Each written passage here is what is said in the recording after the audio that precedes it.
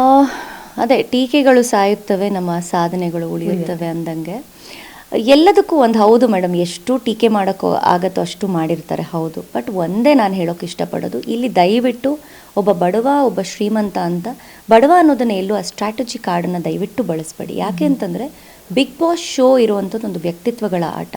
ನೀನು ಬಡವನ ಶ್ರೀಮಂತನ ಅಂತ ಕೇಳಿ ಬಿಗ್ ಬಾಸ್ ಒಳಗಡೆ ಯಾರನ್ನೂ ತೊಗೊಳ್ಳಲ್ಲ. ಹಾಗಿತ್ತು ಅಂದರೆ ನಮ್ಮ ಬ್ಯಾಕ್ಗ್ರೌಂಡ್ ಚೆಕ್ ಮಾಡಬೇಕು, ನಿಮ್ಮ ಆ್ಯಸೆಟ್ ಏನಿದೆ, ನೀವೇನೇನು ನಿಮ್ಮ ಹೆಸರಲ್ಲಿದೆ, ನೀವೇನು ನಿಮ್ಮ ಬ್ಯಾಂಕ್ ಬ್ಯಾಲೆನ್ಸ್ ಏನು ಅಂತ ಹೇಳಿ. ಬಟ್ ಅದನ್ನು ಮಾಡಲ್ಲ ಬಿಗ್ ಬಾಸ್. ನಿಮ್ಮ ಫಿಸಿಕಲ್ ಟೆಸ್ಟ್ ಮಾಡ್ತಾರೆ, ನಿಮಗೆ ಸೈಕಲಾಜಿಕಲಿ ಡಾಕ್ಟರ್ಸ್ನ ಕಳಿಸಿ ಅವ್ರ ಜೊತೆ ಮಾತಾಡೋದಕ್ಕೆ ಮಾಡ್ತಾರೆ, ನಿಮ್ಗೆ ಏನೇನು ಆರೋಗ್ಯದ ಸಮಸ್ಯೆ ಇದೆ ಅಂತ ಕೇಳ್ತಾರೆ, ಎಷ್ಟು ಕೇಸ್ಗಳಿದೆ ನಿಮ್ಮ ಮೇಲೆ ಅಂತ ಕೇಳ್ತಾರೆ, ನಿಮ್ಮ ಐಡೆಂಟಿಟಿ ಏನು ಅಂತ ಕೇಳ್ತಾರೆ. ಎಲ್ಲೂ ನೀನು ಶ್ರೀಮಂತನ ಬಡವನ ಅಂತ ಕೇಳಿ ನಮ್ಮನ್ನು ಒಳಗೆ ಕಳಿಸಲ್ಲ. ಆ ಥರ ಏನಾದರೂ ಇತ್ತು ಅಂದರೆ ಇನ್ಮೇಲೆ ಅದನ್ನೇ ಮಾಡಲಿ. ನೀನು ಯಾವ ಜಾತಿಗೆ ಸೇರಿದವನು, ನೀನು ಯಾವ ಪಂಗಡಕ್ಕೆ ಸೇರಿದವನು, ನೀನು ಗಂಡಸ ಅಥವಾ ಹೆಂಗಸ ಅಂತ ಕೇಳ್ಬಿಟ್ಟು ನಮ್ಮನ್ನು ಕಳಿಸಿ. ಸೊ ಈ ರೀತಿ ಯಾಕೆ ಜನ ಹೊರಗಡೆ ಈ ರೀತಿ ಬಿಂಬಿಸ್ತಾ ಇದ್ದಾರೆ? ನಾನು ಹೇಳೋ ಅಂಥದ್ದು, ಇಲ್ಲಿ ಯಾಕೆ ರಾಜಕೀಯ ಬಂತು, ಇಲ್ಲಿ ಯಾಕೆ ಧರ್ಮ ಬಂತು, ಇಲ್ಲಿ ಯಾಕೆ ಜಾತಿ ಬಂತು? ನಾವು ಯಾರು ಅಲ್ಲಿ ಒಳಗಡೆ ಆಟ ಆಡ್ತಾ ಇರುವಂಥವ್ರು ನಾವೆಲ್ಲರೂ ಒಂದೇ ತಟ್ಟೆಯಲ್ಲಿ ತಿಂತು. ಯಾರು ಯಾವತ್ತೂ ಯಾರನ್ನೂ ಕೇಳಲಿಲ್ಲ, ನೀನು ಯಾವ ಜಾತಿನಪ್ಪ, ನೀನು ಯಾವ ಜಾತಿನಪ್ಪ ಅಂತ ನಾವು ಯಾರೂ ಕೇಳಲಿಲ್ಲ. ಆ ಥರ ನಾವು ಆಟನೂ ಆಡಲಿಲ್ಲ. ಬಟ್ ಇಲ್ಲಿ ಒಂದೇ ಹೇಳೋದು, ದಯವಿಟ್ಟು ಇಲ್ಲಿ ಬಡವರು ಶ್ರೀಮಂತರು ಅಂತ ಮಾತಾಡೋ ಬರದಲ್ಲಿ ದಯವಿಟ್ಟು ಅವರ ಹಿನ್ನೆಲೆಯನ್ನು ತಿಳ್ಕೊಳ್ಳಿ. ಈಗ ನನ್ನ ಬಗ್ಗೆ ನೀವು ಮಾತಾಡುವಾಗ ನಾನೊಬ್ಬ ಹೆಣ್ಣು ಮಗಳಾಗಿ ನನ್ನ ಬೆನ್ನಿಂದ ನನಗೆಷ್ಟು ಶ್ರಮ ಇದೆ ಅನ್ನೋದು ನನಗೆ ಗೊತ್ತಿದೆ. ಸೊ ಇದ್ದವನೆಲ್ಲ ಐಷಾರಾಮಿ ಕೋಟೆಯಲ್ಲಿ ಬದುಕಿದವನೆಲ್ಲ ನೆಮ್ಮದಿ ಜೀವನನೇ ಮಾಡ್ತಿದ್ದಾನೆ ಅಂತಲ್ಲ, ಅಥವಾ ಗುಡಿಸ್ದಲ್ಲಿ ಬದುಕಿದವನೆಲ್ಲನೂ ಕೂಡ ಕಷ್ಟಪಡ್ತಿದ್ದಾನೆ ಅಂತಲ್ಲ. Everybody has their own struggle. ದಯವಿಟ್ಟು ನಾನು ಬಡವ ಶ್ರೀಮಂತರ ಆಟ ಅಲ್ಲ, ಖಂಡಿತ ಅಲ್ಲ.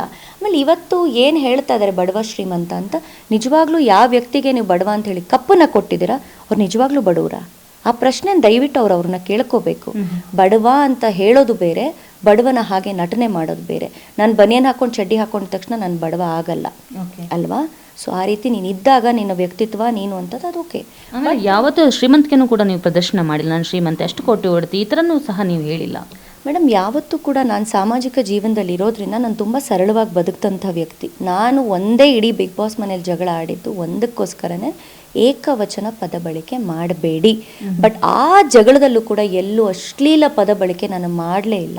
ಯಾಕಂದರೆ ಕೆಟ್ಟ ಪದ ಬಳಕೆ ಅಂತಲೂ ಕೆಲವಿರುತ್ತೆ. ಬಟ್ ನೀವು ಹೋಗೇ ಬಾರೆ ಅನ್ನೋದೇ ನನಗೆ ದೊಡ್ಡ ವಿಷಯ ಅದು. ಬಟ್ ಮನೆ ಒಳಗಡೆ ಕೆಲವರು ವೈಲ್ಡ್ ಕಾರ್ಡ್ ಎಂಟ್ರಿಗಳು ಅಂತ ಬರ್ತಿದ್ದವರು ಒಂದು ಡಿಕ್ಷನರಿನೇ ಬರೆದು ಕಳಿಸಿದ್ದಾರೆ.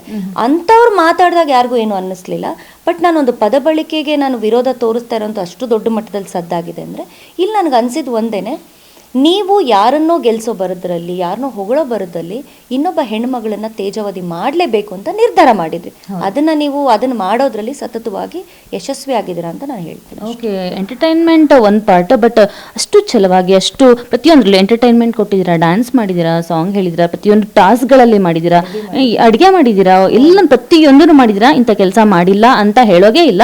ಸೊ ನೀವು ಹೊರಗಡೆ ಹೋರಾಟಗಾರ್ತಿ ಆಗಿದ್ರಿ, ಒಳಗಡೆ ಹೋದ್ರಿ, ನಿಮಗೆ ಹೊರಗಡೆ ಏನಾದರೂ ತುಂಬ ಶತ್ರುಗಳಿದ್ದಾರೆ, ಹಾಗಾಗಿ ಒಳಗಡೆ ಹೋದ ತಕ್ಷಣ ಇಷ್ಟೊಂದು ನೆಗೆಟಿವ್ ಆಗಿ ಬಂದ್ಬಿಡ್ತಾ ನಿಮ್ಮ ವಿಷಯ? ಯಾಕೆಂದರೆ ಜಸ್ಟ್ ಜಗಳ ಮಾಡೋದೇ ಇಷ್ಟೊಂದು ಹೆಣ್ಣನ್ನು ಕೀಳು ಮಟ್ಟಕ್ಕೆ ಇಳಿಸ್ಬಿಟ್ರಲ್ಲ. ಸೊ ಹೊರಗಡೆ ಇರುವಂತಹ ಒಂದು ಹೋರಾಟ ಒಳಗಡೆ ಏನಾದ್ರು ಇಂಪ್ಯಾಕ್ಟ್ ಆಯ್ತಾ ನಿಮ್ಮ ಮೇಲೆ ಇಷ್ಟೊಂದು ನೆಗೆಟಿವಿಟಿ ಬರೋಕ್ಕೆ? ನನಗೆ ಅರ್ಥ ಆಗಿದ್ದು ಒಂದೇನೆ, ಯಾಕೆಂದರೆ ಯಾರೇ ವೈಲ್ಡ್ ಕಾರ್ಡ್ ಎಂಟ್ರಿಗಳು ಮನೆ ಒಳಗಡೆ ಬರಬೇಕಾದ್ರೆ ತುಂಬ ಪ್ಲ್ಯಾಂಡಾಗಿ ಬರ್ತಾಯಿದ್ರು. ಯಾಕೆಂದರೆ ಅವ್ರಿಗೆ ಮುಂದುವರಿಲೇಬೇಕಿತ್ತು ಬಿಗ್ ಬಾಸಲ್ಲಿ, ಅವ್ರಿಗೆ ಅನಿವಾರ್ಯ. ನನಗೇನು ಅನಿವಾರ್ಯ ಇರಲಿಲ್ಲ, ನನಗೆ ಬಿಗ್ ಬಾಸ್ ಅನಿವಾರ್ಯ ಇರಲೇ ಇಲ್ಲ. ನನಗೆ ಯಾವಾಗಲೂ ಜೀವನದಲ್ಲಿ ಯಾವುದಾದ್ರೂ ಒಂದು ವಿಚಾರ ಅಂತ ಬಂದಾಗ, ಒಂದು ಜವಾಬ್ದಾರಿ ಅಂತ ಬಂದಾಗ ಅದಕ್ಕೆ 100% ಕೊಡಬೇಕು ಅನ್ನೋದಿರುತ್ತೆ. ಬಟ್ ಕೆಲವರಿಗೆ ಅಲ್ಲಿ ಬ್ರೆಡ್ ಆ್ಯಂಡ್ ಬಟರ್ ಆಗಿತ್ತು. ಕೆಲವರೆಲ್ಲ ಒಳಗಡೆ ಬರ್ತಿದ್ರು, ಅಲ್ಲಿ ಬಂದಾಗ ಅಶ್ವಿನಿ ನಾನು ಟಾರ್ಗೆಟ್ ಮಾಡಿದ್ರೆ ಇನ್ನೊಂದು ವಾರ ಉಳ್ಕೋಬೋದು, ಇನ್ನೊಂದು ಜಗಳ ತೆಗೆದ್ರೆ ಇನ್ನೊಂದು 2 ವಾರ ಉಳ್ಕೋಬೋದು. ಇದು ಸ್ಟ್ರಾಟಜಿ ಕಾರ್ಡ್ ಅವ್ರಿಗೆ ತುಂಬ ಚೆನ್ನಾಗಿ ಗೊತ್ತಿತ್ತು. ಹಾಗಾಗಿ ಬಂದವ್ರು ಇಡೀ ಮನೇಲಿ ಯಾರು ಅಶ್ವಿನಿ ಜೊತೆ ಜಗಳ ಆಡಲಿಲ್ಲ, ಪ್ರತಿಯೊಬ್ಬರು ಜಗಳ ಆಡಿದ್ದಾರೆ. ಮತ್ತು ಯಾರ ಜೊತೆ ನಾನು ಹೋಗಿ ಜಗಳ ಆಡಿದ್ದೀನಿ ಅನ್ನೋದು ಇಂಪಾರ್ಟೆಂಟ್ ಆಗುತ್ತೆ. ನನ್ನ ನೀವು ಸುಮ್ಮನೆ ಕೆಣಕ್ತೀರಾ, ನನ್ನ ನೀವು ಸುಮ್ಮನೆ ಜಗಳ ಕೇಳಿತೀರಾ, ಬಟ್ ಪ್ರಾರಂಭ ಮಾಡೋದು ನೀವು, ಅಂತ್ಯ ಮಾಡೋದು ನಾನು. ಬಟ್ ಅದನ್ನು ತುಂಬ ಹೈಲೈಟ್ ಮಾಡ್ತೀರಾ. But that was your strategy card. ಮತ್ತು ಹೊರಗಡೆಯಿಂದ ನೋಡ್ಕೊಂಡು ಆಟನ ಬಂದಿದ್ರಿಂದ ಎಲ್ಲ ತುಂಬ ಜನ ಫೇಕ್ ಆಗೇ ಇದ್ರು. ಅಲ್ಲಿ ಯಾರು ಅವರಾಗೆ ಇರಲಿಲ್ಲ ಮೇಡಮ್. ಯಾಕೆ ಅಂದರೆ ಮನುಷ್ಯ ಅಂದಮೇಲೆ ಸಹಜವಾಗಿ ಯಾವುದೇ ಒಂದು ಪ್ರಚೋದನೆಗೆ ಒಳಗಾಗೇ ಆಗ್ತಾನೆ, ಎಂಥ ಸಂದರ್ಭದಲ್ಲಾದರೂ.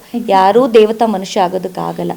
ಎಲ್ರಿಗೂ ಗೊತ್ತಿತ್ತು, ತುಂಬ ಜನಕ್ಕೆ ಗೊತ್ತಿತ್ತು ಕ್ಯಾಮ್ರಾಸ್ ಇದೆ, ಮತ್ತು ತುಂಬ ಜನ ಬಿಗ್ ಬಾಸ್ನ ನೋಡ್ಕೊಂಡು ಬಂದಿದ್ರು, ಅವ್ರಿಗೆ ಆಟ ಹೇಗೆ ಅಂತ ಗೊತ್ತಿತ್ತು. ಬಟ್ ನನ್ನಂಥ ವ್ಯಕ್ತಿಗೆ ಅಲ್ಲಿ ಟಾಸ್ಕ್ ಆಡಬೇಕು ಅಂತಾಗಲಿ ಅಥವಾ ಇನ್ನೊಂದು ಯಾವುದೂ ಗೊತ್ತಿಲ್ಲ. ಹೋಗಿದ್ದೀನಿ, ಜೀವಿಸಿದ್ದೀನಿ, ನನ್ನ ವ್ಯಕ್ತಿತ್ವ ಪ್ರದರ್ಶನ ಮಾಡಿದ್ದೀನಿ, ಬಂದೆ. ಓಕೆ, ಹಾಗಾದ್ರೆ ಇಷ್ಟೆಲ್ಲ ಹೇಳ್ಕೊಳ್ಳೋದು ಅಶ್ವಿನಿ ಗೌಡ ಏನು ತಪ್ಪೇ ಮಾಡ್ಲಿಲ್ವಾ ಅಲ್ಲಿ ಅಂತ ಕೇಳ್ತಾರೆ.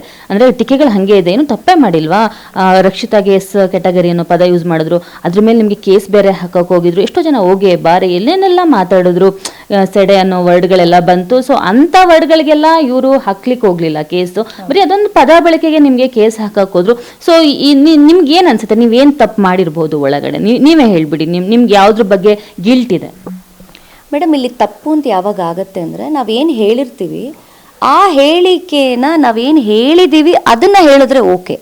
ನಾವು ಹೇಳಿರೋದನ್ನ ಇಲ್ಲಿ ಹೊರಗಡೆ ತೀರ್ಚಿ ಹೇಳ್ಕೊಂಡು ಅವರು ಬೇಳೆನೆ, ಯಾಕಂದರೆ ಬಿಗ್ ಬಾಸ್ ಸ್ಟಾರ್ಟ್ ಆದಾಗ ಒಂದಷ್ಟು ಜನ ಹುಟ್ಕೋತಾರೆ, ಅವ್ರ ಜೀವನ ಮಾಡೋದೇ ಅದರಿಂದ.